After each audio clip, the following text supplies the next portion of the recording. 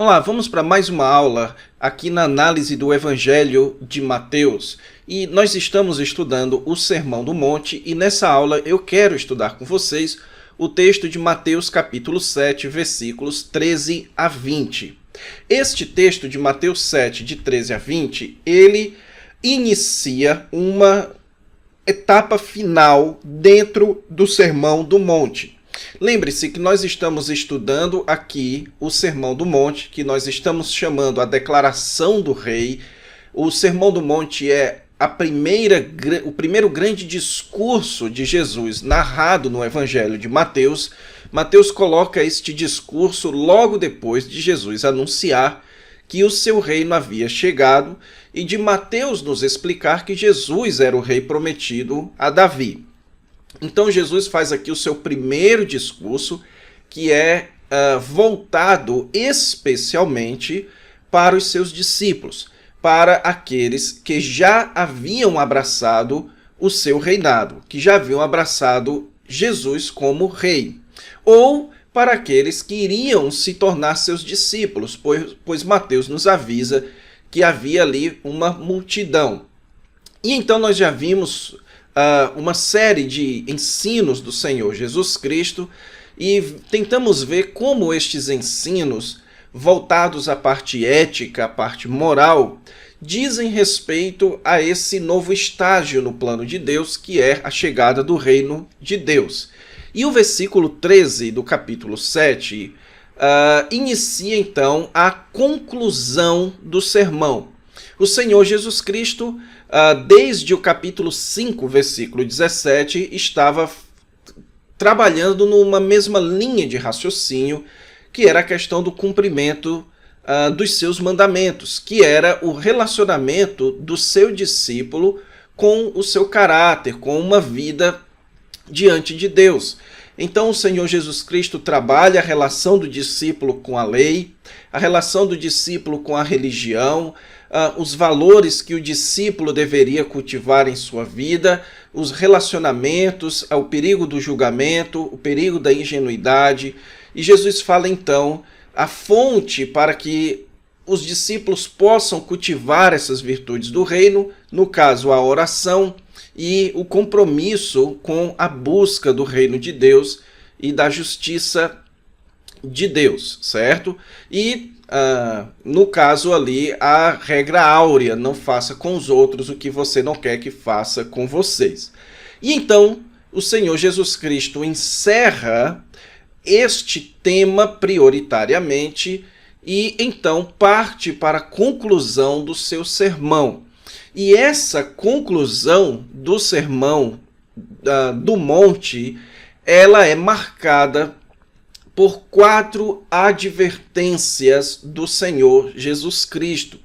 Essas 4 advertências, elas são expressas por Jesus através de 4 contrastes. O Senhor Jesus Cristo vai falar de 2 caminhos, vai falar de 2 árvores com 2 frutos, então 2 caminhos, 2 portas com 2 caminhos, 2 árvores com 2 frutos. Ele vai falar de 2 declarações, aqueles que dizem Senhor, Senhor, certo? E então vai falar também de 2 construções, de 2 tipos de pessoas que fazem 2 construções, o sábio que constrói na rocha e o nécio que constrói na areia, certo? Então o Senhor Jesus Cristo vai dar 4 advertências com base nesses 4 contrastes.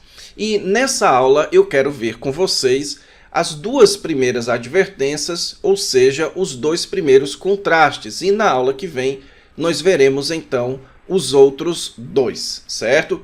Então vamos aqui para o primeiro contraste, que é o contraste a respeito de 2 caminhos. Esse contraste aqui dos 2 caminhos, irmãos, ele está chamando os discípulos para decisão. Jesus aqui está chamando os seus ouvintes para tomar uma decisão. Então, note que ele começa dizendo, entrai. Então, aqui o Senhor Jesus Cristo está chamando eles para uma decisão. E ele vai descrever esta decisão falando a respeito de duas portas que conduzem a dois caminhos e que, portanto, são marcados por duas multidões, uma grande e uma pequena, certo? Então o Senhor Jesus Cristo faz aqui o contraste: entrai pela porta estreita, e então depois ele fala aqui também de uma porta larga. Então esse aqui é o primeiro contraste, o contraste entre uma porta estreita e uma porta larga. A ideia aqui, irmãos, da palavrinha traduzida por estreita é de algo restrito. Então, quando Jesus fala de uma porta estreita, Jesus está falando de uma porta restrita. É uma porta que realmente não é convidativa, porque ela é uma porta restrita. Ela é uma porta de difícil acesso, de difícil entrada. Essa porta estreita faz contraste com uma porta que é larga. E sendo uma porta larga, ela é mais convidativa. Então, tente visualizar a imagem de você querendo entrar em um determinado ambiente. E você é um viajante. Jesus aqui está utilizando a imagem de um viajante, de um peregrino.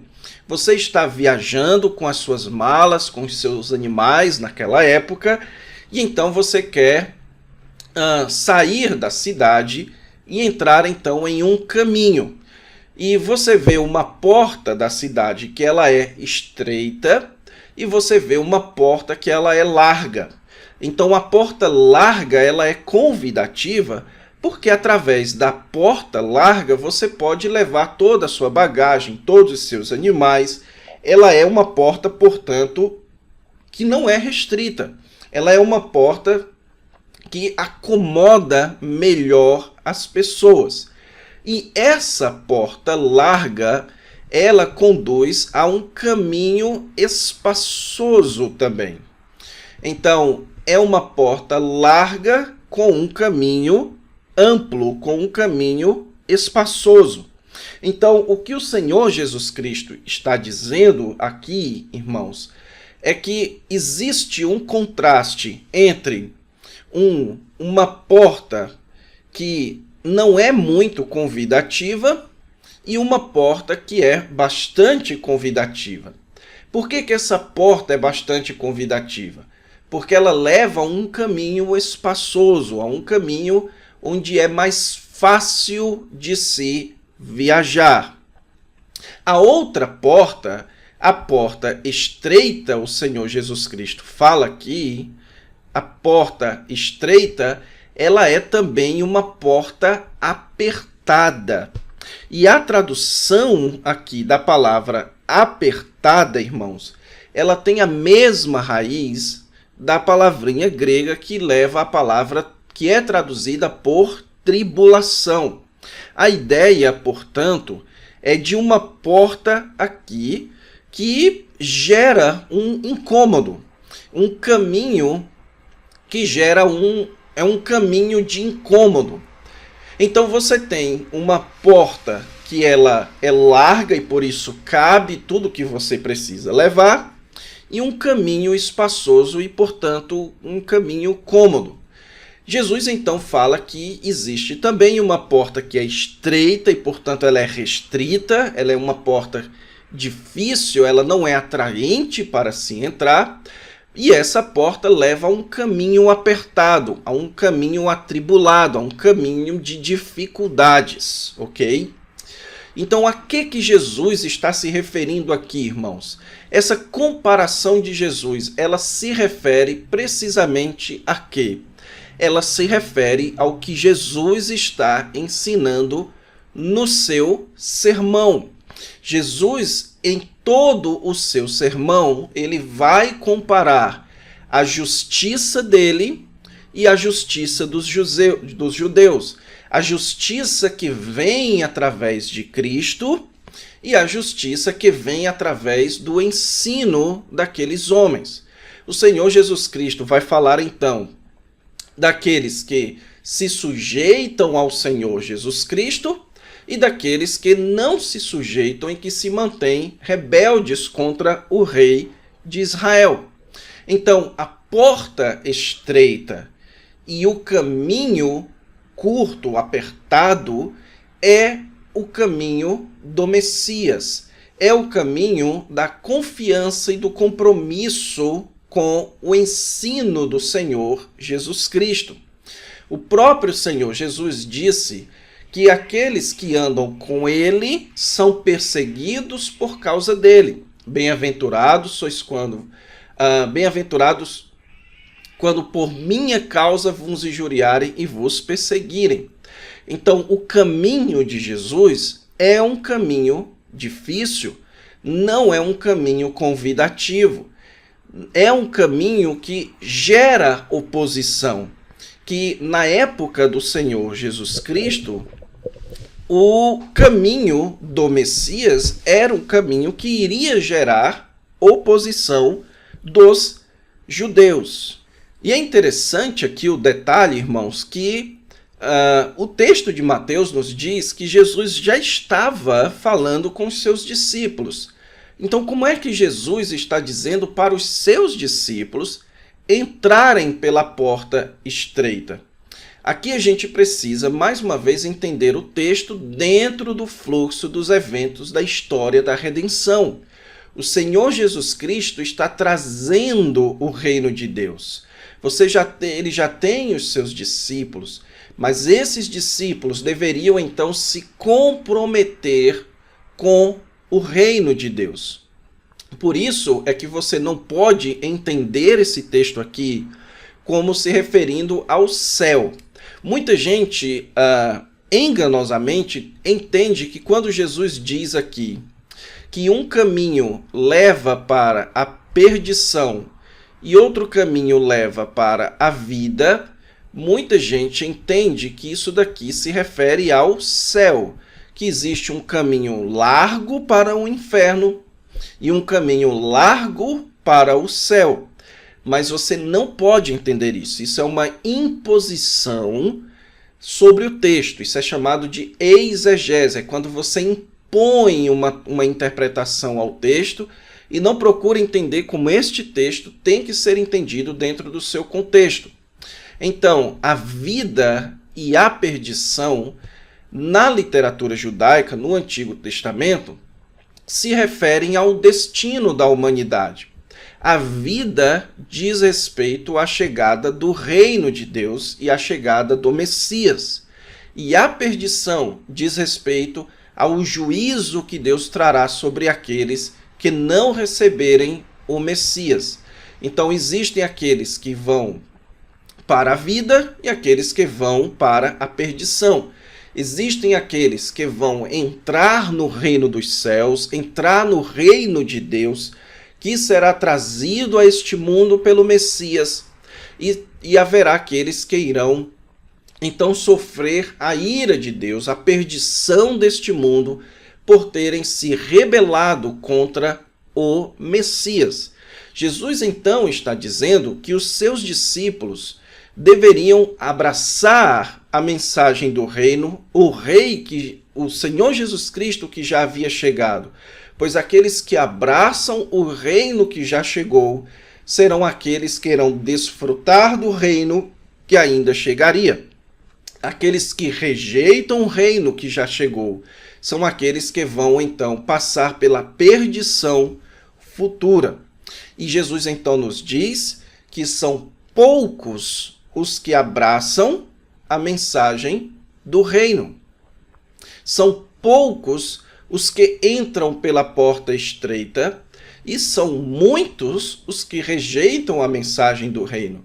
Jesus vai explicar isso com muito mais detalhes no capítulo 13, quando ele vai, por exemplo, falar da parábola do semeador, onde dos 4 solos em que o semeador planta a palavra, apenas em um deles é que a semente frutifica. Então essa é a ideia de Jesus aqui, que o reino de Deus ele é aceito por poucos e ele é vivido por poucos, mas estes poucos serão aqueles que irão desfrutar da plenitude do reino no futuro. Agora, muitos entram pela porta mais convidativa. Estes serão aqueles que sofrerão a perdição no futuro. Então, uma aplicação, antes da gente passar para o próximo texto, uma aplicação importante que esse texto aqui nos traz, irmãos, é a ideia de que o caminho para a vida envolve uma sujeição à autoridade de Jesus e que essa autoridade de Jesus ela é restritiva, ela é uma porta estreita, ela é uma porta que gera incômodos na sua vida, é uma porta que vai lhe colocar contra a cultura, é uma porta que vai gerar perseguição, oposição, é uma porta que vai lhe colocar em um caminho de difícil caminhar. Porém, é uma porta que vai levar você para a vida eterna, para o reino do Senhor Jesus Cristo no futuro. Então, a salvação envolve um sujeitar-se à autoridade de Jesus, ok? Então, a salvação não é um mero receber um benefício. A gente não pode entender a salvação como um mero benefício que você recebe, uma mera bênção que você recebe e que não gera nenhum ônus, que não gera nenhuma dificuldade.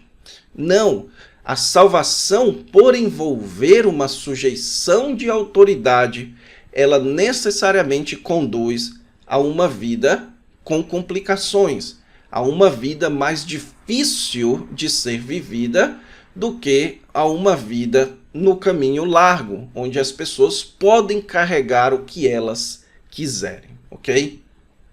Então vamos aqui para o segundo contraste que traz uma segunda advertência.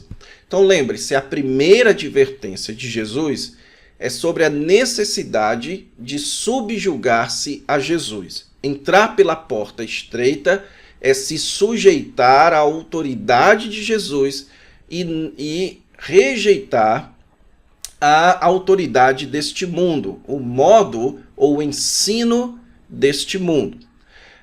O segundo contraste de Jesus é o contraste entre duas árvores. E Jesus faz aqui a sua advertência logo no começo do versículo. Acautelai-vos dos falsos profetas. Então, muito claramente, a gente já tem expresso aqui qual é a advertência que o Senhor Jesus está tratando. Tenham cuidado com falsos profetas. E existe um certo debate do porquê que Jesus está mencionando falsos profetas e quem são estes falsos profetas. O fato, irmãos, é que nós não podemos afirmar que estes falsos profetas aqui sejam os fariseus e os mestres da lei a quem Jesus estava combatendo durante o seu sermão. Isso por quê? Porque Jesus em nenhum momento chama eles de profetas. E em nenhum momento eles arrogam para si o título de profetas. Na verdade, os judeus naquela época, eles acreditavam que não existia mais profetas, pois o último profeta havia sido Malaquias e agora havia chegado João Batista. Mas não havia esse ambiente na época de Jesus, referindo-se a falsos profetas. Então Jesus não está aqui lidando diretamente, chamando os fariseus, chamando os escribas, os zelotes, aqueles que eram opositores de Jesus, de falsos profetas. Então Jesus aqui está se dirigindo a quem? Bem, a melhor possibilidade que nós podemos encontrar aqui é que Jesus está se referindo a uma realidade típica do Antigo Testamento. A comunidade de Israel, ela era inundada periodicamente por falsos profetas. E os falsos profetas, basicamente, eram pessoas que tinham uma dessas duas características. E às vezes as duas características. Ou o falso profeta era alguém que arrogava para si o título de profeta de Deus, mas levava o povo para longe de Deus, ou o falso profeta era alguém que fazia profecias e estas profecias não se cumpriam. E como eu disse, às vezes eram os dois, eram aqueles que faziam profecias que não se cumpriam e desviavam o povo do Deus verdadeiro. Então, o Senhor Jesus Cristo agora está falando com a sua comunidade, com a comunidade dos discípulos, que iria se tornar então a igreja, a sua congregação. Jesus, portanto, como sendo um novo profeta, você tinha o grande profeta da comunidade de Israel, que era Moisés, e Jesus agora como sendo um novo profeta, aquele que, assim como Moisés subiu ao monte para promulgar a sua lei, o Senhor Jesus então está advertindo o povo para o surgimento de falsos profetas, para o surgimento de pessoas que iriam ensinar informações para desviar o povo do Senhor Jesus Cristo, certo? E o Senhor descreve estas pessoas como pessoas que se apresentam disfarçadas de ovelhas, mas são lobos roubadores. Então, uma característica de um falso profeta é que ele é dissimulado. Ele é alguém que não aparenta ser um falso profeta. Então, o falso profeta é aquele que fala de uma maneira que as pessoas aceitam, é aquele que faz as coisas de uma maneira que as pessoas aceitam, é aqueles que têm uma aparência tal que as pessoas não conseguem distinguir o verdadeiro profeta do falso profeta. Porém, o Senhor Jesus Cristo utiliza aqui um provérbio conhecido da sua época para ensinar os seus discípulos a como terem cuidado dos falsos profetas. Ele utiliza aqui este provérbio: pelos seus frutos os conhecereis. É uma espécie de jargão. E então, do versículo 16 até o versículo 20, é sobre isso que Jesus trata. Olha só como ele repete aqui no versículo 20, pelos seus frutos os conhecereis. Então, do versículo 16 até o versículo 20, o Senhor Jesus está falando dessa ideia. Como é que vocês podem manter cuidado dos falsos profetas? Observem os seus frutos, pois uma hora ou outra os falsos profetas vão manifestar o seu engano. E Jesus, então, utiliza aqui como ilustração a agricultura. Ele fala aqui: colhem-se porventura uvas de espinheiros ou figos de abrolhos? Então, o que acontece, irmãos, é que alguns tipos de espinheiros, eles produziam um determinado fruto e aqueles que são do sertão conseguem saber disso. Como você tem cactos que produzem um determinado fruto que, olhando de longe, parece uva. Mas uma vez que você pega, você percebe que não é uma uva. Ou então, você pode achar que algum tipo de flor que surge de abrolhos, de cardos, pode ser um figo, mas quando você chega perto, você percebe que aquilo não é um figo. Então, como é que você identifica que o espinheiro não está produzindo uva? Está produzindo aquela fruta que parece com uma uva. É quando você chega perto, quando você vai colher o fruto, quando você vai ver o fruto. Então Jesus conclui aqui dizendo: então, assim, uma árvore boa produz bons frutos, e uma árvore má produz frutos maus. Então Jesus aqui está comparando a uva que é boa com o espinheiro que produz um fruto mau, que não é bom para comer.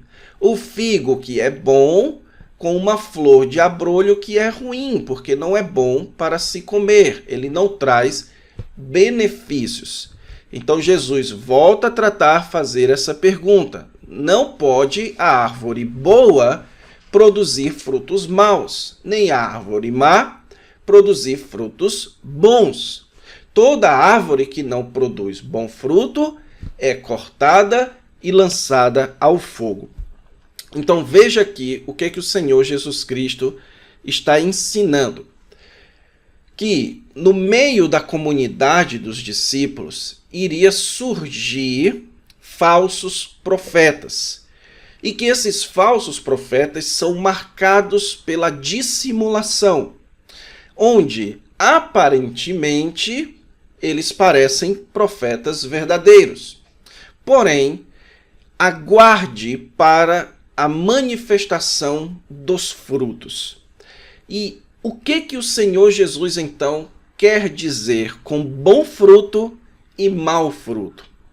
É o que ele tem ensinado no seu Sermão do Monte. O bom fruto é o compromisso com Jesus. O fruto mau é a falta de compromisso com Jesus.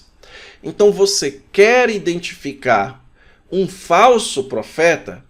Analise o seu compromisso com Jesus. Analise o quão comprometidos são os seus atos com Jesus. Veja, por exemplo, o chamado liberalismo teológico, aquela corrente que surgiu de dentro do cristianismo, que afirma que a Bíblia não tem sobrenatural, que a Bíblia não tem milagres verdadeiros, que ali você tem um mito. Então, tudo isso surgiu por quê? Pela falta de compromisso com Jesus. Então, aqueles que são comprometidos pela fé com o Senhor Jesus Cristo, eles produzem bons frutos. Aqueles que não são comprometidos pela fé com Jesus, eles produzem frutos maus. Então, isso se expressa na prática através de uma vida de obediência ou não. Então, você quer identificar um verdadeiro de um falso profeta? Observe muito mais as suas obras do que o seu ensino. Observe muito mais o que a pessoa faz em relação ao ensino de Jesus do que o que ela ensina sobre Jesus. Então, o apóstolo Paulo, depois, em outros textos posteriormente, vai falar que uma das marcas do falso profeta é que eles promovem divisão, é que eles promovem incredulidade no meio do povo de Deus, que eles têm uma vida promíscua, eles são gananciosos, eles são arrogantes, eles dão mau testemunho. Então, falsos profetas não são preocupados com uma vida de obediência ao Senhor Jesus Cristo. E se você parar para pensar, irmãos, isso ainda existe nos dias de hoje.